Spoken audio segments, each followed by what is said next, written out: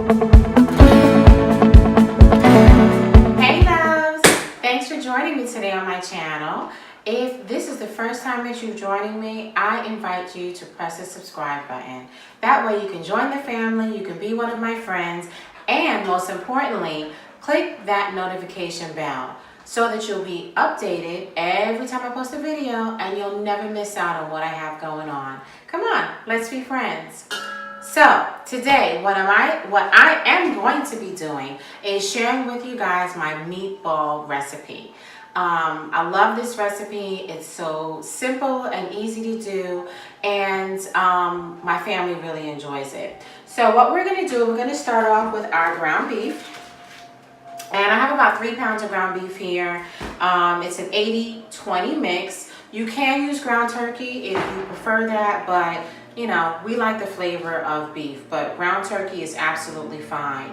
Now, traditionally, meatballs are made with like a 3-meat mix. So it's usually ground beef, ground veal, and then also a ground pork mixture. But because my family doesn't eat pork, we don't do that 3 combo mix. But you definitely can do that as well if you're, if you eat pork. It's perfectly fine to do that 3-meat mixture. Or as I mentioned, you can do just ground turkey or you can do ground chicken. It's absolutely up to you. I like the 80-20 mix because again, it just helps to give a good amount of fat, which is also going to give a good amount of flavor. Okay, so I'm going to get my ground beef. I'm going to have it placed here in the bowl, and then I'm going to start seasoning things up. And I'm going to put on my gloves so we can start getting this going. So what I really love, I really enjoy cooking. I love cooking for my family. And it is, I guess, kind of like one of the ways in which I show love to my family and friends. Whenever anyone comes over, I want to be able to feed them. And I want to feed them really good food. So my husband and my kids and I, we're real foodies. We love eating out to different restaurants and all different types of ethnic foods. We're originally from New York, and so I think with us being from New York, us being exposed to so many different cultures, we have tried so many different types of food.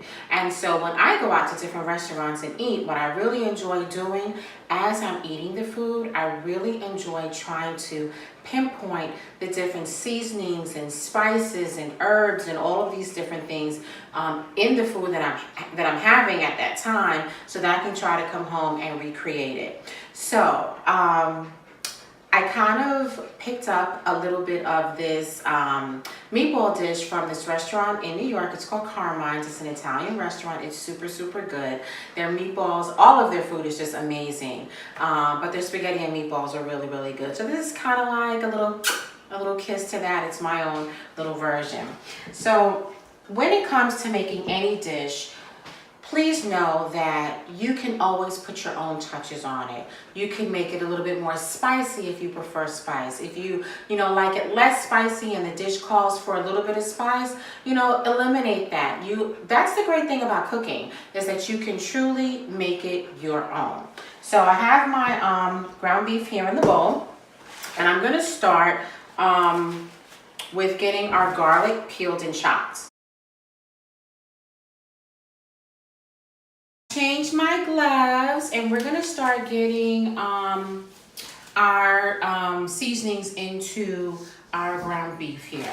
So I am like the queen of what we call semi-homemade, or what I call semi-homemade. I like to try and I cook, but I like to try and find different ways to make it a little bit easier on myself when I'm cooking. So one of the ways that I found is purchasing this 3 pepper and onion mix. Now I get this from Kroger, but there are other stores who have them as well. This is the Kroger brand, but there are other brands as well. There is one, I don't know if it's by Goya, I can't remember the name of it, but they actually call it a sofrito mix. And again, it is just the onions, the green peppers, chopped up. This is sliced, but it's not really gonna matter once I go ahead and mix it up with the meatball dish. So we're just going to toss the whole bag in there. Okay, you can see I've tossed the entire bag in. And then we're going to add some cheese. So this is shredded. This is a shredded 3-cheese blend. I also got this from Kroger. This is Parmesan, Romano, and Asiago cheese. So we're gonna put a couple of heaping tablespoons of this in there, and we might add a little bit more. We'll kind of see how it goes. But this cheese is just gonna give a really nice flavor to our meatballs. It's gonna add a little bit of moistness to it.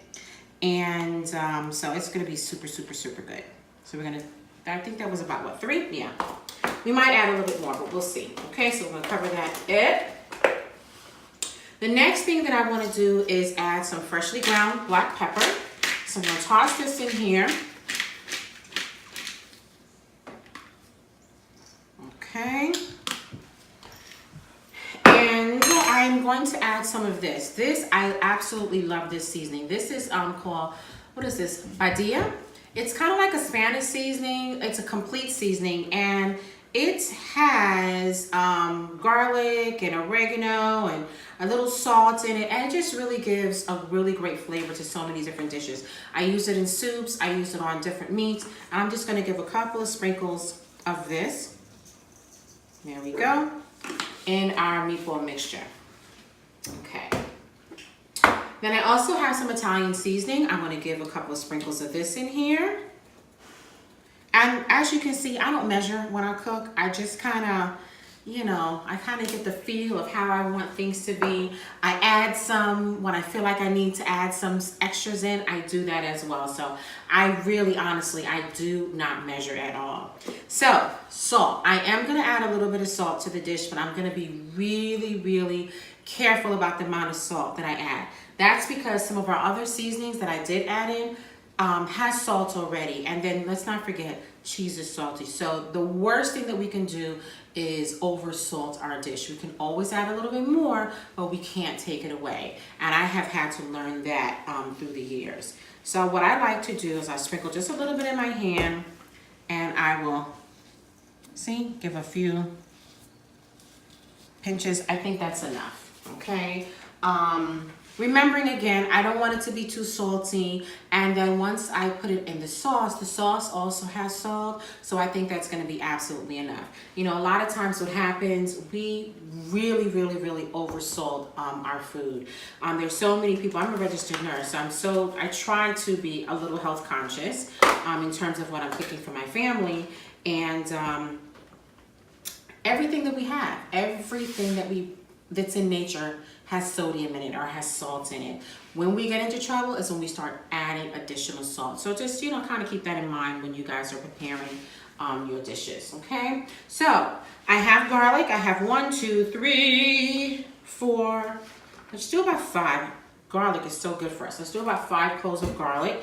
Now, this is another little tip. Remember I said about that semi-homemade with those sliced onions and peppers? This is peeled garlic. Isn't this amazing? Like, who wants to sit and peel garlic? It's like such a pain in the neck. But, you know, purchasing it like this, I've already rinsed it. When I buy it, I rinse it off and then I put it back in the container. But it just makes things so much easier when you are making your dishes. So try to find little things like this to help you. If you cannot find anything like this in your local grocery stores, they do sell the minced garlic in the jar, and you can always toss that in. I just kind of, in which I do use it, you know, if I can't find this, or I don't have any at home, I do use that minced garlic in the jar, but I kind of prefer this. So what I'm gonna do is kind of give my garlic a little press down, and I just like to cut this little ends piece here off the garlic. Stick that there, and I'm just gonna give it a little press because I want to crush it down, and it just makes it a little bit easier to chop. This is a really cool knife. My husband got this knife. It is, what's the brand? It's called Zwilling, Zwilling. It's super, super sharp. So important when you're cooking in the kitchen to have really good knives, and a really good sharp knife too. So I love this knife. It's so sharp that I actually cut through my fingernail yesterday. So be super careful when you guys are in the kitchen cooking. All right, so I have all of my garlic flattened out, and what I'm going to do is just kind of give it a little chop. Okay, I want to chop it up so I can get this inside my meatballs. Do you guys like to cook? Comment down on the comment section below. Tell me if you all like to cook, and what is your, if you do enjoy cooking, what is your favorite dish to make? What is your specialty dish or specialty cuisine that you enjoy making? I'd love to hear all about it. In terms of what my specialty dish is, I don't really think that I have one. Again, I just love foods from so many different cultures. My husband is Guyanese, I am American, and for those of you who have never heard of Guyana, so many people, when I tell them that my husband's Guyanese, they're like, Guyana, where's that? Is that, what part of Africa is that in? So I'm like, no, not Ghana, Guyana. So Guyana is an English-speaking country. It's one of the only, I think it is the only English-speaking country in South America. It's next to Brazil and Suriname, but it was an English colony. So it has a Caribbean culture to it. And so you'll find not only does it have a Caribbean culture, but it also has a very strong East Indian culture as well. So a lot of their foods are, you know, seasoned with curry and, you know, so many of those type of dishes that you would find like in Trinidad and Jamaica, roti and curry and all that kind of stuff. So I super enjoy making lots of dishes from the Caribbean as well. I did a really good pumpkin soup, a beef and pumpkin soup a couple weeks ago that we really enjoyed here. So yeah. All right, so I got my garlic all minced up, and I'm gonna take it and I'm just gonna add it in. Okay, try to get every little piece of it. And as you see, I like using gloves when I cook. I just think it's a little bit more sanitary, but then most importantly, I don't have to walk around with garlic, the scent of garlic on my hands. So that's another reason why I do that. So I have added my peppers and onions. We've added our Parmesan cheese. We've done our spice seasoning. We have our garlic in there. Let's focus on our herbs. We're gonna put some fresh herbs into our meatballs. And these are just fresh herbs from my garden. And I have some basil here. So I'm just gonna pull my basil off so I can get the stems together. And I'll try to kind of like get the biggest ones and then put the smaller ones on top so I can kind of ribbon cut them. That's what I call them. I don't know if it's the correct technical term, but I will try to do that. So I'll just kind of pull all these off. There we go. And I also have, ooh, almost missed one. I have this purple variety of basil. It smells so good. It smells very similar to the green one, but it has kind of like a little bit of a peppery scent and flavor. So I'm gonna add a few of these in here too. I don't know about you guys, but I think fresh herbs, oh my gosh, do they like take your dishes up a notch. It really just punches up the dishes and just makes them so very flavorful. So if you do not have an herb garden, that's okay. You know, most of your supermarkets, like in the produce aisle, will sell like your herbs in a package. So if you know that you're gonna be making a certain dish, you know, go ahead and spring for that extra $2 to get yourself some fresh herbs. I'm telling you, it's gonna make all that difference. As opposed to the dried. And if you don't have the dried, or if you can't, I mean, if you only have the dried and you know, you can't get your hands on anything fresh, go ahead. I mean, that's okay. Use the dried. You know, you use whatever you can. But when you do have an opportunity, try to invest in getting some fresh herbs. So as you can see here, I've just kind of tried to squish them all together so that I can get these chopped up. Okay. My daughter is filming for us today, and she's in the background kind of critiquing me because she did culinary in her last 2 years of high school. She's 18. She's a new graduate. She's going to be going to college starting this spring semester. She took 6 months off just to kind of get herself together. But she took culinary, and so she's always, you know, critiquing me and trying to tell me what to do in the kitchen. So she's looking at me like, are you chopping that properly, Mama? So I have our green and our purple basil cut up, and that's gonna go in there. And now I have some some parsley. And we're gonna chop up our parsley and add that in. So I just kind of ripped off the stems so that I don't get too much of that stem into our dish. And I'm gonna do the same thing with the parsley that I did with the basil. Just kind of give it a rough chop.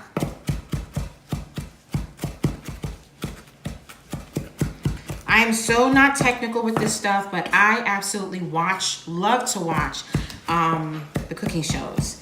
And I try to pick up little techniques from them just to improve what I do. So I'm gonna toss that in there as well. All right, so we have gotten, let's go over what we got in our bowl. So we have our ground beef, we have our cheese, we have our green peppers and our red peppers and orange peppers and onions. We have our freshly chopped herbs, our basil and our parsley, our cheese, and now we need to get our eggs in this dish. So I have 3 eggs here. This, I guess, is the only thing that I kind of measure. And we're just going to get our eggs in there. Some people will kind of beat the eggs first and then add it. I don't. I try to cut out as many of the steps as I can. Technically, I guess what I should do is kind of crack these in a separate bowl. And sometimes I do, but I've gotten so used to cracking the eggs, I really never get a piece of shell in there. Okay, no shell. There I go. And lastly, what I'm going to do is I'm going to pull off my gloves and I'm going to add in some breadcrumbs. So the breadcrumbs is going to help to bind the dish together, okay? Now again, as I mentioned, I don't season, but what I will do is start off by adding a few, 1, 2, 3, oops. Making a mess, that's all right. 4, okay, so this is about 4 tablespoons of the breadcrumbs. So I'm gonna add that in first. I'll start mixing it. I'll see, you know, if I'm kind of getting the consistency that I want. If I am, fine. If I'm not, and I feel like I need to add a few more breadcrumbs, I'll definitely do that. But let's start off with that first. I forgot, I wanna add a little splash of milk, not too much. Just a little splash. The reason why I do that, I also do that when I do meatloaf. I also add a little splash of milk in it. I think what it does is just kind of helps to add some good moistness to your dish. So let's take a look at our bowl. I'll get my gloves on. We're gonna start mixing all this up, okay? And let's see if we have enough of our breadcrumbs in here. So what I want to do, I want to get those eggs and I want to start breaking those eggs apart. And I want to really get this dish, oops, I want to get this really mixed up very, very, very well.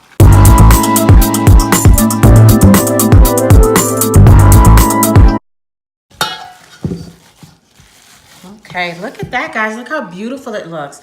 I wish you could smell it. It smells amazing. So what I want to do, I want to test it and I want to see if we have enough of our binding agent, which is our breadcrumbs. Okay, so what I'm going to do is get a little handful and then begin to make our ball.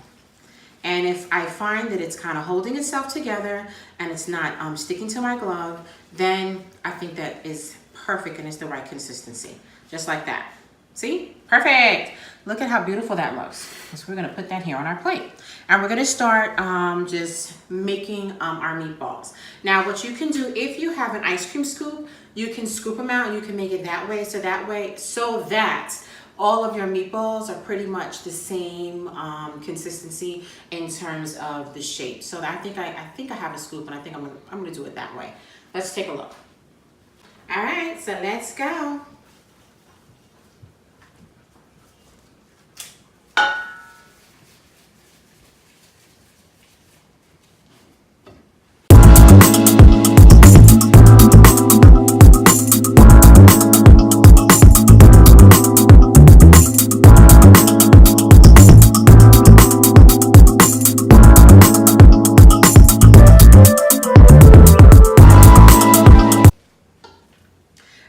So we are almost done with making our meatballs, and we're gonna count, just get a chance to see how many meatballs this recipe made.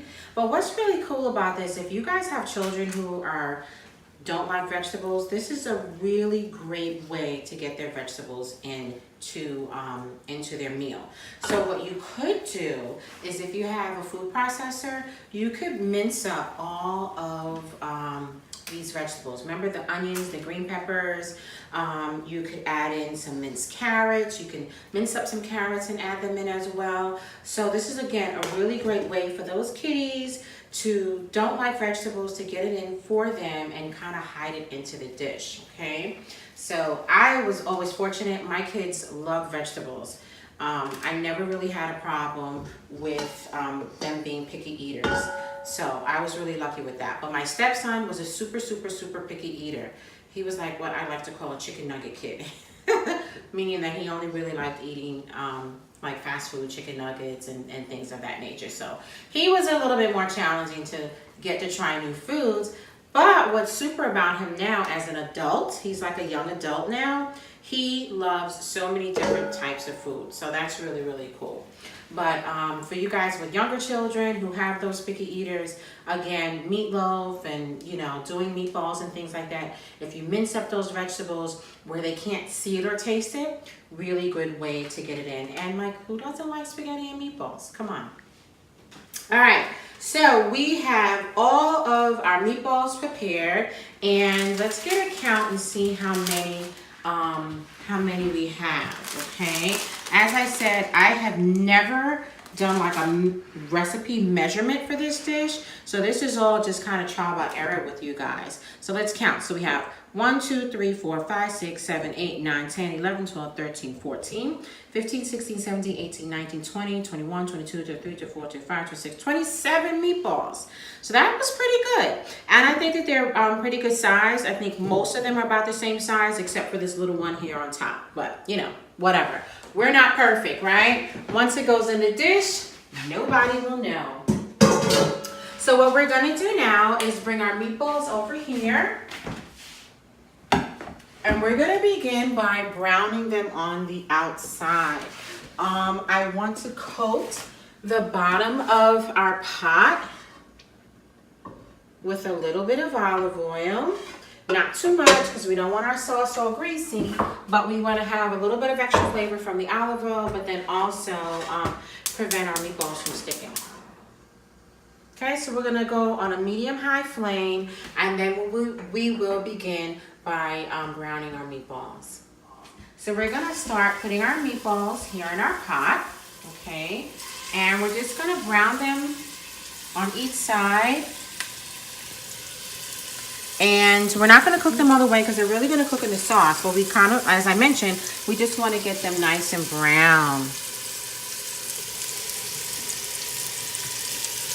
We don't want to overcrowd them. I think we can fit one more in, and I'm just going to separate that over. There we go.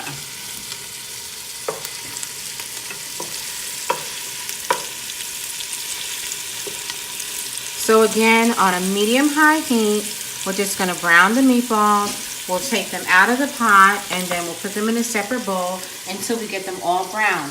Once they're all brown, we'll put them back in the pot, and we'll add our sauce. Now, I really super love ragu sauce. You can really use any tomato sauce, or you can make your own. Sometimes when I'm feeling a little bit more adventurous and it's not a weeknight, I will make my own sauce. But this is a great substitute. Like, why reinvent the wheel? It has pretty much what you need in terms of your base. But if you want to cut out certain things, you want to make sure you're not getting too much sugar and all that kind of stuff. Making your own sauce is definitely something that you can do. I like to get like the chunky varieties because I think it just adds more flavor to the sauce. So this is a chunky tomato, onion, and garlic. But I needed, I didn't want 2 of these, so I got a smaller jar of the chunky mushroom and green pepper. And again, it just helps to add more flavor to your food.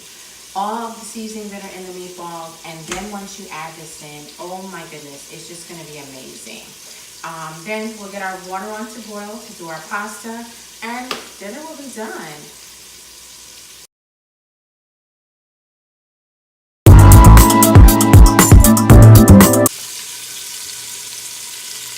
I'm just gonna start turning my meatballs. Do not worry about anything that falls out of the meatball into the pot, because remember, this is the same pot that we're gonna add our sauce in, so you're gonna be getting all of this goodness regardless, okay? You can bake these. I have done that as well. You can just stick them in the oven, and again, you're not fully cooking them, but you're just rounding them. Or if you want to kind of prepare this and then just have some in the freezer so that you can just take it out during a weeknight and you know, just heat it up for dinner with some sauce, you definitely can do that too. So what you would do is just cook them all the way. Make sure that they're thoroughly cooked, and just put them in a Ziploc bag and put them in the freezer. Again, either by browning them like this, or putting them in the oven. Putting them in the oven is a really great alternative, because then you're not getting all of the extra fat from the frying. So either way you can do, it's entirely up to you.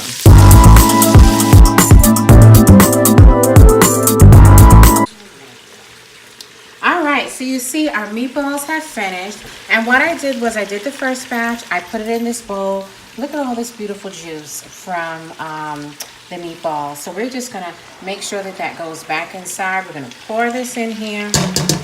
And now we are going to add our spaghetti sauce. We're gonna put both jars in because we want it lots and lots and lots of sauce. So we're gonna add this in. There we go. Look at all that goodness. And we're gonna give it a quick little toss. We're gonna cover it, turn our fire down. Here we go. We're gonna turn our fire down and just let it slowly simmer. So we want it to be really nice and low. We wanna get it on the simmer. And we're gonna cover, and we're gonna let it do its thing, and we'll come back and we'll check it in about 15 minutes. Look at these meatballs. Oh my gosh, they've been simmering for at least, I don't know, about maybe 30 to 45 minutes. And oh my gosh, they just smell so super good. What I love about doing it this way is that the flavor from the meatballs just kind of infuse into the sauce, and the sauce infuses into the meatballs to make sure that they're really super moist and they're not dry. And yeah, they're just going to be amazing. So you can put this over a bed of pasta, whether it's fettuccine, spaghetti, rigatoni, whatever kind of pasta that you'd like to spoon it over. But I just kind of wanted to give you an update and show you how it's looking in the pot, and we will plate momentarily. This is our finished dish. We have our homemade meatballs over our spaghetti with a little sprinkle of that cheese, that 3 cheese blend. You can definitely get some fresh herbs and sprinkle that on top as well. But this is an amazing dinner. Little side salad. I think you should try it because I really think that you'd enjoy it. I hope you enjoyed watching this video. Don't forget to subscribe, as well as press the notification bell. See you on the next video.